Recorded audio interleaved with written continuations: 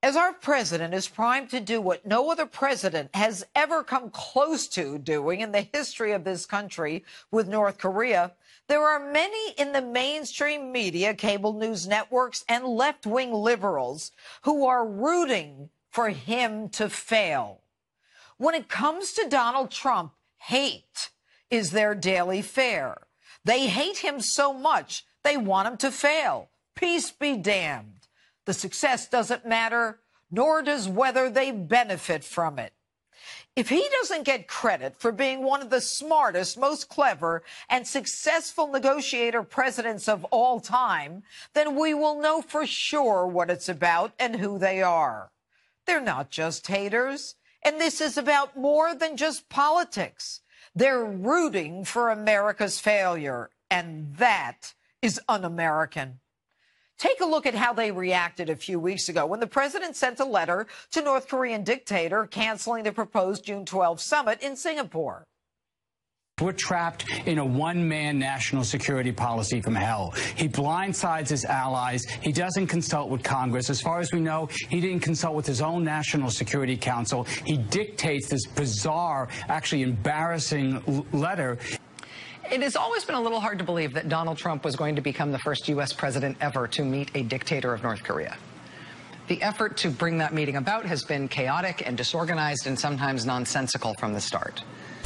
Big surprise. The impossible dream turned out to be an impossible dream. President Trump canceled the June 12th summit meeting with North Korea because, according to NBC News, he was afraid the North Koreans would cancel the summit, so he wanted to beat them to it.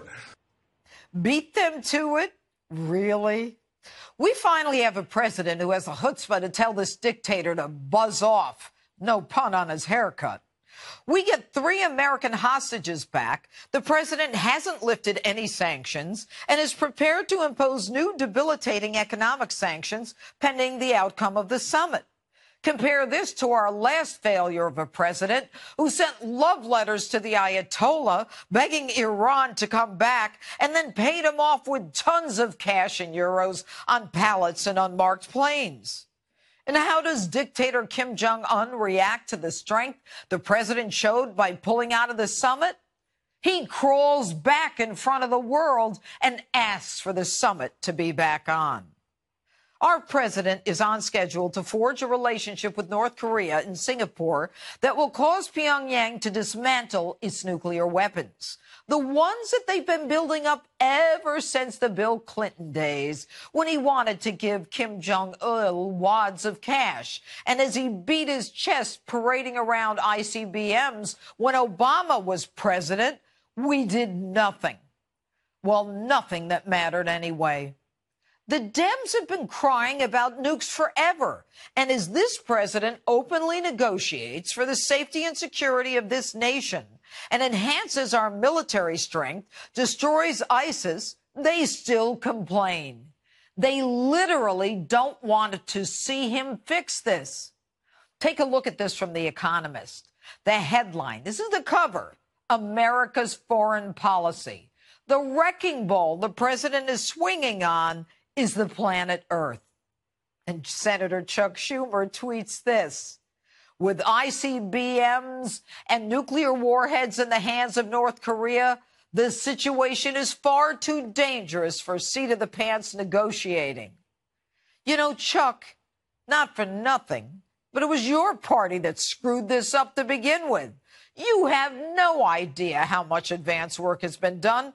You're too busy criticizing the president or crying about people you don't even care or know. You simply can't comprehend the genius of Donald Trump, unless, of course, you were looking for a campaign contribution, but that was back then. And you can't comprehend Mike Pompeo. Our president has no fear. And according to Prime Minister Abe of Japan, who said it best, a major step forward is about to be taken. President Trump, you are about to make a new history. Not only Japan, but the whole international community is strongly looking forward for the United States North Korea summit to open doors toward peace and stability of Northeast Asia. There was a time when liberals were known as people who were all-inclusive. They were generous souls fighting for the common man to assure his success and safety. But now, they're not interested in success.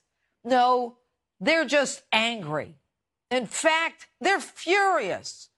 We have a president who steamrolls the economy to historic heights, consumer confidence at an 18-year high, a stock market hitting record highs, tax cuts for everyone. And unemployment is not just down. There are actually more jobs than there are people to fill them. Did you hear what I just said? More jobs available than there are people to fill them. African-American unemployment is at its lowest in the history of this country. And the same with Hispanics. Our businesses will be able to compete again as we get our mojo back on the world stage. Take a look at these pictures from the G7. Our president is in the middle of every photo. The man is center stage. World leaders are all over him. The questions are to him. He is dominating the G7. America is back, folks. The truth, however, is a far cry from what stumbling Nancy said just a few weeks ago.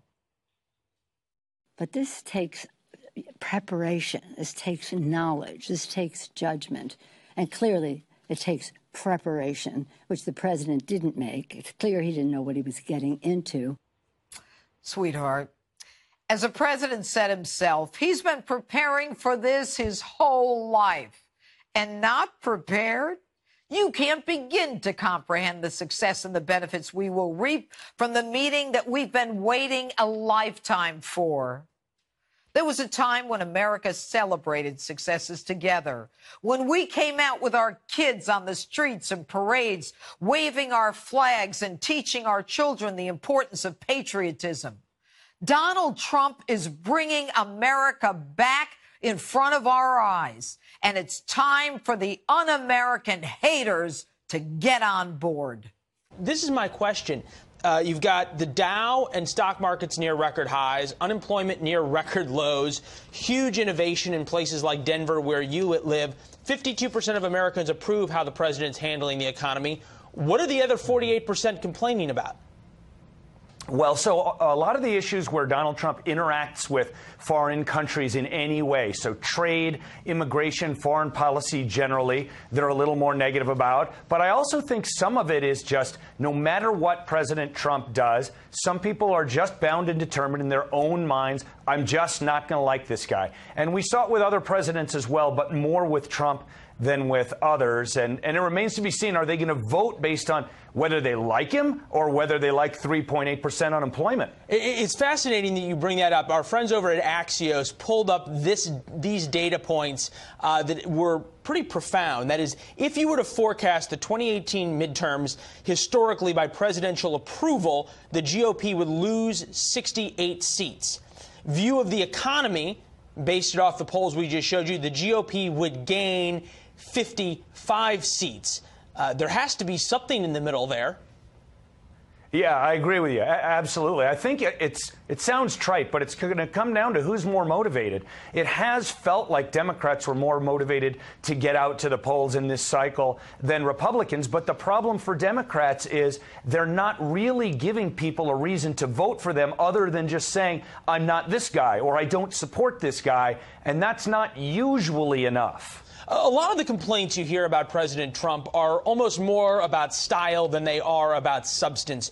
Foreign policy, he gets high marks for going to Kim Jong-un in Singapore and sitting down for this meeting, but Americans are still skeptical. Take a look at this. Will North Korea ever give up its nukes? Now 28% versus 60 no. March 2018, 16%, 76 said no. So you've had about 12% more Americans now say they might give up their nukes. In terms of midterm election politics, how important are you seeing this summit? I think it's enormous. I think Donald Trump has staked a lot of his own credibility on it as a deal maker. And when this first started going on, a lot of people were saying this is very high stakes and it's going to lead to war or not. And I don't really think that's the area where it's high stakes. I think it's actually high stakes for domestic politics. I think Trump has a lot riding on this. And to the extent that his numbers are kind of negative in areas that deal with international relations, this is a way where he can change that almost overnight. Even hawkish members of the Republican caucus up on Capitol Hill, even hawkish members who are fans of President Trump, worry that for just the reasons you point out, the president will have deal-itis, essentially being willing to do anything that Kim Jong-un wants to get a deal, even if, in many view, it would be a bad deal. Agree?